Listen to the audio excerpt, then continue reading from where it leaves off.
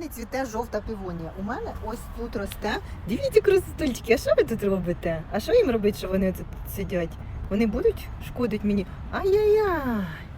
Коротше, дивіться, півонія. Це бардзела. Продавала я у якому? 23-му, виходить, році весною.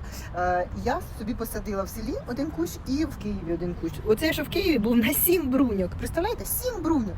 Дивіться, жодного пуп'янка немає. В цьому році я весною його пересадила, вже сюди ближче. Він отам ріс, йому там чи тісно, чи темно було, не знаю. Ну там був жук, цей хрущ. Поняли, так? Да? І він його під'їдав. І черв'ячки там були. Коротше, я його обробила, пересадила, поливаю, підживлюю. Будемо думати, що зацвіте. Чого у вас не цвітуть? Напишіть. Другий кущ, що я посадила, був на 5 бруньок. І він зацвів на наступний рік і дав 3 чи 4 квітки. В цьому році теж він там був з пуп'янками. Тому чому в мене тут не цвіте, фіг його знає. Як у вас?